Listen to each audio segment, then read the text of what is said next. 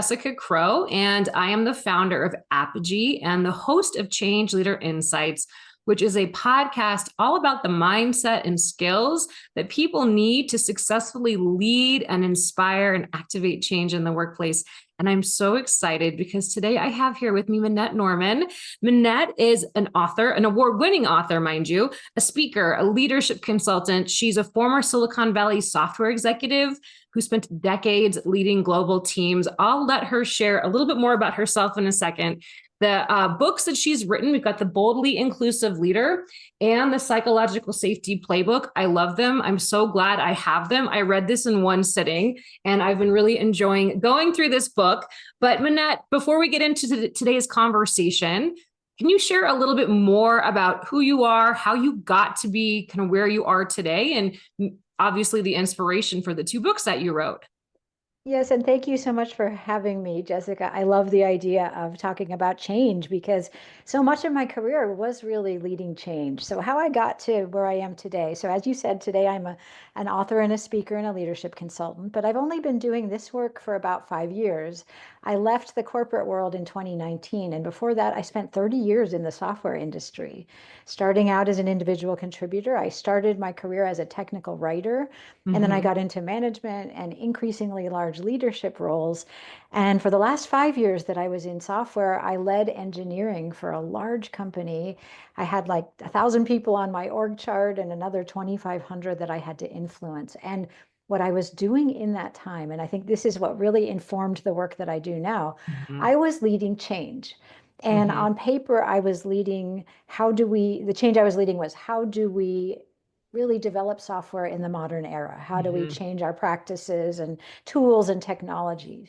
And pretty quickly, what I realized is I am not just leading technology change, I am leading culture and behavior change. Yeah. That's what I got really interested in when I was in that role, because in some ways, that's the harder thing. How do we change Right. how people work together, how they interact, how they collaborate? And I got very interested in collaboration, in topics like inclusion and psychological safety, Yeah. because I found that, some people are listened to more than others, and some people don't even speak because they don't feel that their ideas are welcome. And like, how Right. do I change that? How do we actually drive this kind of change? And I would say I had some level of success in driving culture change, but only to a point. And I was kind of Yeah. stuck, especially within an organization.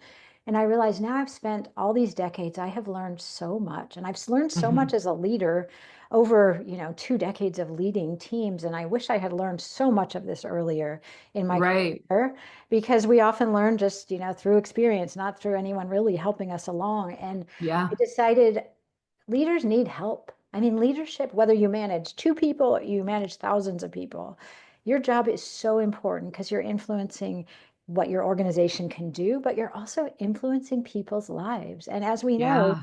people's leaders make a difference in whether they're having a good experience at work or not, and what they take home with them, whether they leave work feeling okay or feeling beaten up and damaged. And so Yeah. I wanted to change that. And so I left the industry 2019.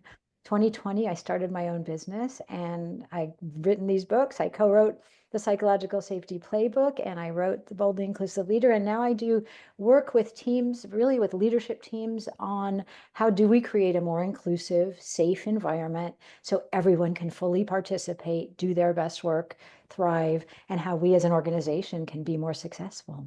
Yeah, I love that. And I'm so glad that you wrote these books because I got so much value out of them. And I know that people who are listening to today's conversation, watching it, are going to get value out of the time that we have together because of your background, your expertise, and all of the information that you've packed into these books. We're going to extrapolate some of that. And you made a really good point that I just want to reinforce too. And I think the reality is that many people go into leadership roles without having the knowledge, the self-awareness, the skills, and they develop that through trial and error, which you talk about in the book. Actually, I loved how vulnerable you were sharing your wins, but also the moments where you really kind of had to navigate that just through the experience of navigating what you were going through. And I think that is something that, I don't know how to solve for that. We can't train every leader in all the skills, but I think it is our responsibility as leaders to take that upon ourselves. And you really give us some great tools and ideas on how to do how to do that. So then, in the Boldly Inclusive Leader, you talk about several different skills, several different kind of ways of being. You've got listening, communicating from the heart, empathy and compassion, making it safe, embracing differences. Today, I was hoping we could spend a little bit of time talking about making it safe, because this is something that is top of mind for me, working with clients and with the people that I connect with. Having a very psychologically safe environment has a real impact on how people feel at the end of the day, but also the organization's ability to change and grow. But before we get into that, out of all of those things that I just sort of walked people through, if there was, maybe one, if I'm listening and there's one superpower, one skill that I should think about developing most, does one stand out, or are they all equally important? But they're all important, but I would say there are a couple of things that really stand out as far as like, where do we start? And, I'm really glad Yeah. you wanted to dive into psychological safety, because I do believe that psychological safety is foundational to everything else. Like without it, Yeah. you don't get to performance, you don't get to well-being, you don't get to innovation, you don't get to all that. So I think that is foundational and critical. And I would say maybe to add a personal skill, Yeah. an individual skill that we all need to develop. And I think that is listening, Mm-hmm. because we often, especially when we're in leadership roles, we think we kind of know it all, we've got it all Mm-hmm. figured out. And we have to get really open to listening, and especially to invite ideas that might challenge us, to invite divergent viewpoints. Part of that is needing psychological safety, but part of it is, how do we listen? Do we listen with an Yeah. open mind and an open heart? And do we manage when we get triggered? Because we will get triggered when someone challenges us. And how do we Yeah. respond? So I think those things are critical skills and very foundational, as is psychological safety, which is more of a group phenomenon. And so Mm-hmm. I focus, like, you saw that in the book, I focus in the Boldly Inclusive Leader. We have to start with ourselves and our own behavior. And we also have Yeah. to really nurture team norms that are going to contribute to this high performing, thriving culture. Yeah, that makes a lot of sense. So, yeah, modeling the way forward is really, in order to be able to do that effectively, you have to be able to embody those things that you want to model forward, which means working on them is an important aspect of that. And listening is hard.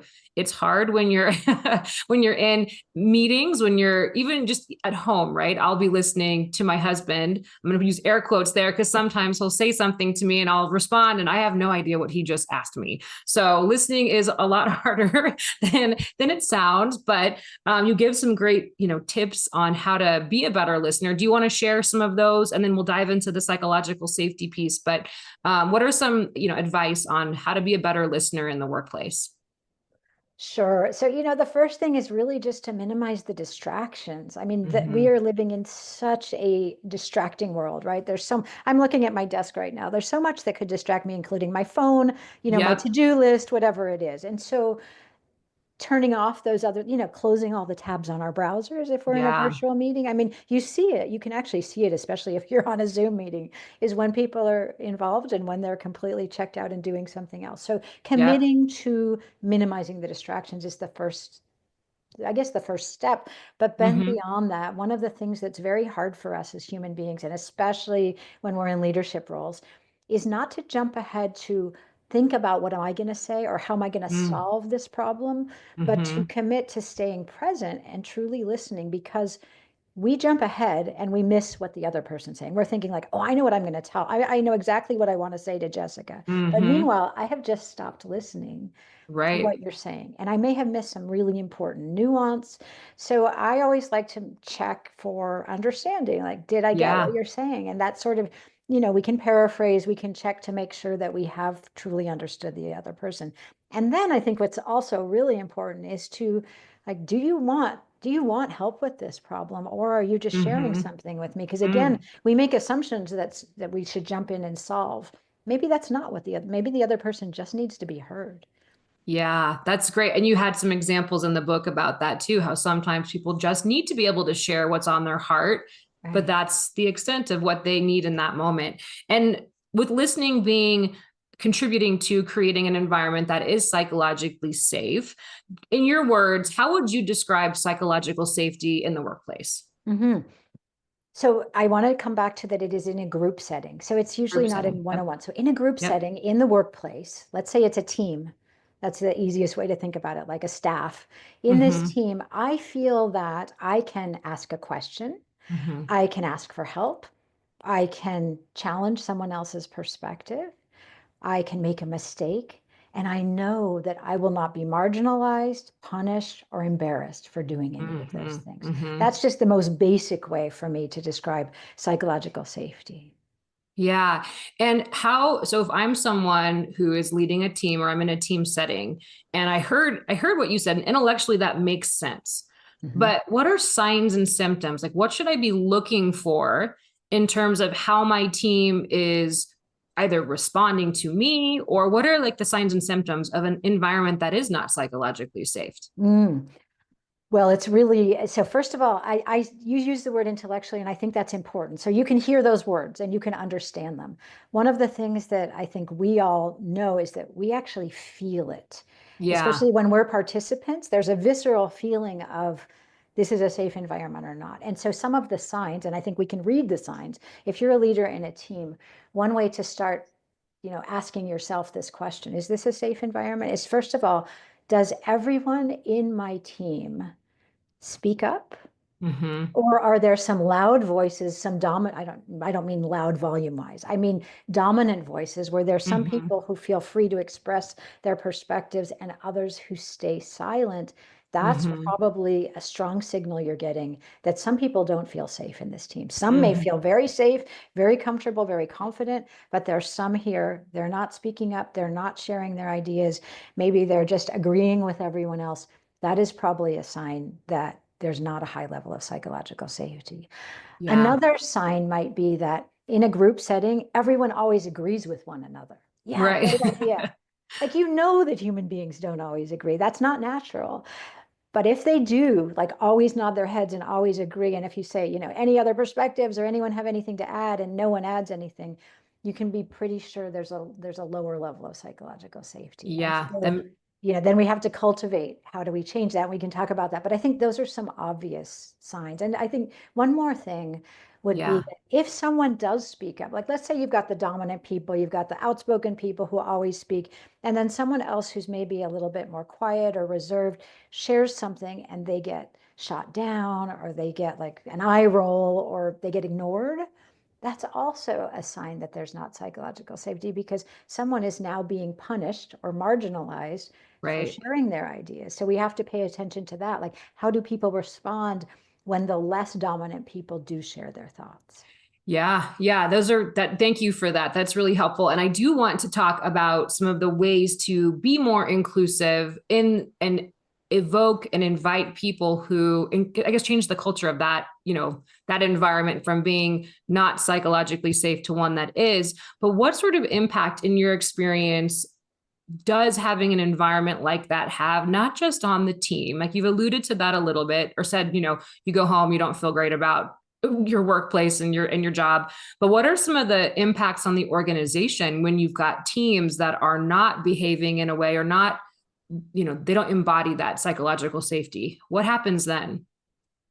There can be some very serious ramifications for low psychological safety. One is just performance, because Mm-hmm. a team that can truly feel safe to share their ideas is definitely going to expose risks that Mm-hmm. we may need to pay attention to. They will be more innovative because all the ideas are welcome instead of this kind of narrow group think where we all agree. So Mm-hmm. generally, performance goes up and innovation goes up. Those are two things that are indicated by higher levels of psychological safety. The other thing that I think we cannot underestimate is the employee motivation, engagement, and well-being. Because Yeah. when people feel they are truly invited to do their best work, to fully contribute to their organization, they feel better about themselves. They feel better about their managers. They feel better about their workplaces. And then they give more, right? And so it's this virtuous circle of when we have greater inclusion and psychological safety, we all can contribute more. what often happens, and this is where I will link actually psychological safety to inclusion and belonging, which is that Hmm. when we have this feeling that our voice is welcome, we do feel that we are included. And too often what happens is we hire, like we say, like, oh, we do want to hire a diverse team of people, right? Whether it's Right. whatever aspect of diversity, gender diversity, ethnic diversity, cognitive diversity. We hear all sorts of Hmm. different, whatever it is. But then we don't create the conditions to truly welcome that Right. diversity. And we force everyone into this narrow funnel of how we behave, how we speak, how we interact. And then what we've done is we've actually not benefited from having a diverse team because we're forcing homogeneity. And Right. so the only way we can tap into the power of diverse thinkers and diverse people with diverse backgrounds is to create the conditions where they are truly welcome to share those diverse ways of thinking and seeing the world and having perspectives on things. And so we have to create those conditions. Then we can tap into that collective genius of a Yeah. diverse team, right? Yeah, that makes a lot of sense. And that got me thinking too about how that first skill we talked about of listening is so important, because you have to be in a position to hear all those great ideas and insights and perspectives. And this also got me thinking about change. So, everything you're describing is relevant whether there's a change happening in the workplace or not. However, change is always happening in an organization. So you're going to get people who are, we in change management circles, we talk about resistance. And I don't love that, because it's a natural thing that happens. Our brains don't like change.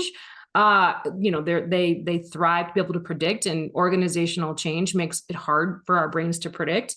But in an environment where there is change, whether it's a major transformation or just a lot of small little ones, our brains are already, impaired because of what's happening. And then if we have an environment that isn't psychologically safe, I mean, that can just be a perfect storm for I guess not succeeding with change, because of the fact that people are going to be feeling a certain way, and if they can't share their ideas or opinions or confusion, right, which could Exactly. manifest as resistance, that can be really problematic. Have you seen that play out? I would imagine yes, but have you seen that play out in workplaces where there's a major transformation that needs to happen and there's a low psychological safety, and kind of what the impact was in the moment or over time? I have seen that, and you're exposing something that's so important because, as you know, driving change, we need to, first of all, we need to over communicate, and we need to really listen. We need to listen to what are the fears, what are we missing? Like when we're driving Mm-hmm. change, we're always, leaders come up with these great plans, but then we've missed something really important that someone's Right. maybe farther down in the organization is going to see. But if we don't let them feel comfortable expressing that, they'll just stay silent. They will churn. What they will often do is undermine the change because they're like, Right. there's no way this is going to work.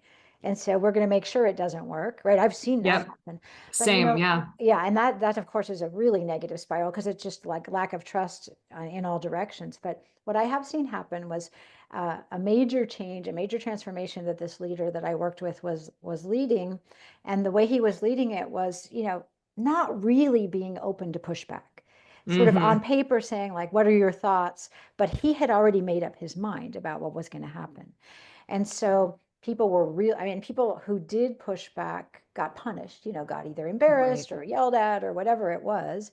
And then what happened is then everyone tried to make the change work, but it was doomed from the beginning because Yeah. that leader was not open to the pushback, and it wasn't pushback for pushback's sake. It was like, we're seeing some real problems and risks here, but that leader wasn't open because he had already decided he'd figured it out. So I Yeah. think that's part of it with leading change. You can have a hypothesis and you should have a vision for what that change is and still get input on it because you're surely missing something important.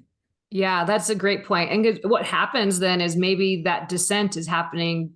It will be happening, but maybe not in the forum with the leader, but it is going to be happening. And that's where, to your point, the change happened, but I'm guessing it took longer and it cost more and people were not happy and some people maybe left the organization. And there's a very real cascade of consequences when we don't have a psychologically safe environment and we are trying to go through or prepare people to change their behaviors, their ways of working. So it has to be those things work together, the psychological safety in the environment and organizational change. I think when you have the two, it's going to be you'll be more effective as a leader. Do you have any, so coming back around then to this, ways to make the environment more inclusive, more psychologically safe? You've mentioned a few, but just to, share with the people who are listening and watching the podcast, any tips, advice for people who want to create a more psychologically safe environment? Oh yes, and that's what that the playbook that you held up earlier, that has 25 ideas for doing that. Yep. So I'll share some of those. I'll share some of the big ones from it because I think, starting with, for example, if you are leading change, one of the first things that you are going to have to do if you want to create an environment where people will really speak up and share what's on their mind is that you have to ask them. You Mm, have to ask them explicitly to share their ideas. And, one of the first things in that playbook that Carolyn, my co-author, and I share is asking the question, explicitly asking the question, what am I missing as a yeah. leader? So let's say that the situation is that you are leading a transformation within an organization and you have this proposal that you're putting out there, or maybe it's a plan, maybe this is the strategic proposal and this is what we're going to do. And and you can even say with confidence that you have done your research, you have done your due diligence, and this is the plan that you have come up with your advisors. However, there's Hmm. surely something I have missed, or there's surely something we as a group have missed.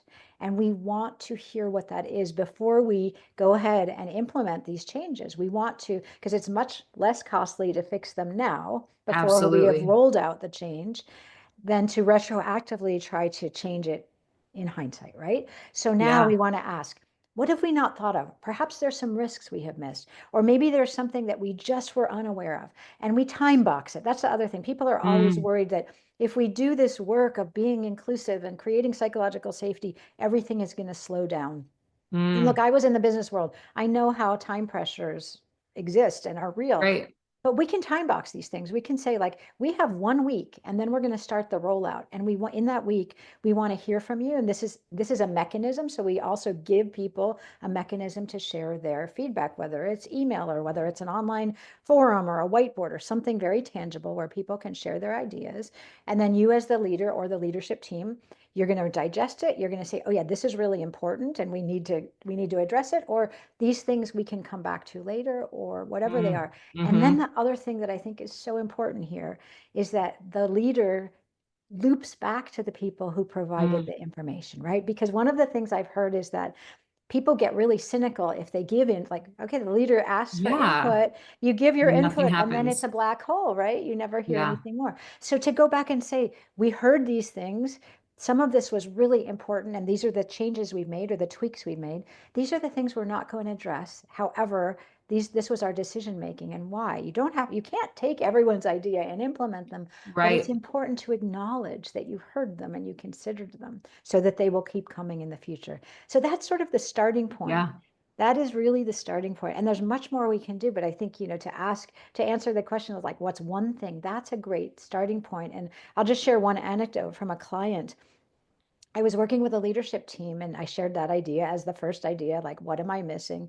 And one of the leaders said, I assumed my people were telling me, my staff members were telling me Mm, what was on their mind. I had made this assumption. And then I just started asking explicitly, what am I missing? Or what have we collectively missed? And suddenly I'm hearing from people I've never heard from. I'm hearing ideas I've never heard before. And my assumption was wrong that people were speaking yeah. up. I had to ask, and I had to then pause, and I had to listen, and I had to say, like, even if you don't have the answer now, I still want to hear. Please send me a note later. Whatever it is, to encourage that people really speak up. She said that false assumption was everything, right? I was going to say that's a really eye-opening experience to have as a leader because I think as leaders, we want to have good relationships with our team. We trust them, hopefully, and I could understand making that assumption that my team is telling me if something has been missed or isn't going in the right direction. But to your point, and what the leader observed is that maybe they're just not saying it because they haven't been asked the question or that environment or space wasn't there. So I love that one thing, like, what am I missing? That's a really important thing to think about, and just ask your team, because not only does it create that sense of safety, but also ownership where they are helping to contribute to the solution, which is kind of a nice, that also can help, I would imagine, is being a part of the problem solving, the solutioning of whatever needs to happen. So what else? Any final, or not final thoughts, but maybe final, as you know, you have been coaching and through your work and your research, that if you were to, an organization, they're going to go through a major transformation, they bring you on and they bring in a group of leaders, what may be some kind of key takeaways or anything that you haven't shared so far that you'd want to impress upon these people who are looking to you for guidance to be boldly inclusive leaders to help, lead and guide their teams through change? Any other just Oh, words of wisdom? I know you've unfortunately, got I a have lot in the so books, many, but right? No, I and I know. do. But I'll pick one that I think is really important for people to remember, and that is that so much of the work that we do as leaders and in leading change is, how do we meet? How do we run meetings? How do we run discussions? How do we interact? And so one of the things that I've done a lot of work with my clients, and it's strange how what seems tactical can have a huge impact on culture, and that is, how do we design and facilitate our meetings? Okay. And the thing is that most meetings, and there's research to back this up, in most meetings that are just run by default, let's Yeah. say there's someone who's leading the meeting and then everyone else in the meeting, what happens is those dominant personalities, those inner people, whether it's because they're in the inner circle or they just have a big personality, they're the ones who speak 80% of the time in a meeting. So in Yeah. most meetings, what happens is 3 people speak and 7 people, in a meeting of 10 people, 7 people remain silent. So Mm-hmm. how do we ensure that if we're bringing together people, first of all, there's a reason that they're there.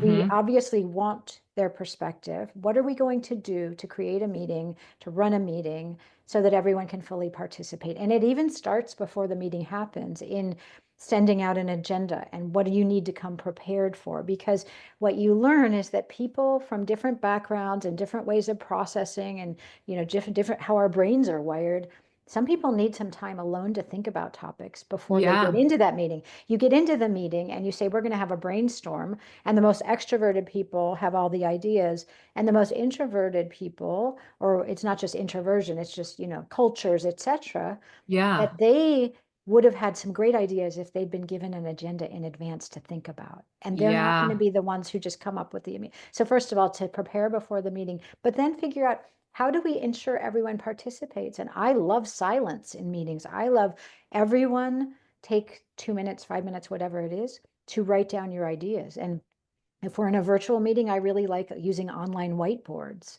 If you're in a real meeting, Mm-hmm. use the physical whiteboards. But make sure that everyone can silently reflect on the question, because otherwise you just get the loudest voices. And then how Yeah. do we discuss the post-its? How do we discuss the ideas? How do we vote on them, perhaps? How do we figure out what the risks are and the benefits? And do we prioritize it? There are all sorts of great design thinking techniques that I like to use so that it's not just the loudest, most dominant people. And that is Yeah. how I think we need to think about leading change too, because otherwise you're going to get a few ideas and you're going to miss some really important ones. And Yeah. so one Wow. of the questions we regularly should be asking is, what have we not said? Or even, I know a fellow consultant, and she asked, what's the elephant in the room? What is Yeah. the one thing we're not talking about? Yeah. I like that. Oh, and that's such practical and easy to implement advice, which I really appreciate, because there's, it's something that anybody can do starting today to really Exactly. change the dynamics. And I think it made me think about being, the responsibility we have as leaders. I think because we're distracted, we're busy, we're trying to get things done, we don't bring that care and attention, and especially to meetings. I mean, Right. when I was working on the industry side, I would have back to back to back to back double booked meetings, and Yep. there's not that space to be that intentional. And wow, how might our productivity and experience and innovation evolve if we did what you're describing with every meeting, being that Exactly. intentional and being that Exactly. inclusive? That's pretty cool.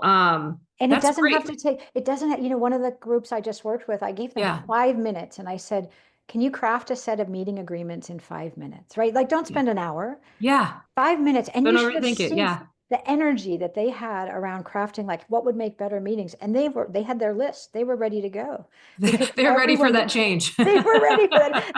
I think that's a change that everyone would embrace because they do. Everyone spends so much time in meetings. Let's make them worthwhile. Let's make them safe. Let's make them inclusive. Yes, and that's really how business and change will happen, is in those conversations. Oh, I love that. Minette, this has been so informative, and it's been a joy talking with you. And I'm so glad to have these books again. Where can people find you, get access to these books, buy your books? Give us all the information. Sure. So my website is minettenorman.com. That's just my name spelled out, and I have a bunch of information there. My books are available on all the online websites, Perfect. your choice. And I'm also on LinkedIn and love to hear Yep. from people and connect with people there. Wonderful. Okay. Well, I will make sure to include these links in the show notes. But thank you again for taking time out of your day to share your insights and your expertise and your stories with us. I have learned from you in so many ways. So thank you so much, and have a great rest of your day. Thank you, Jessica. I appreciated the conversation.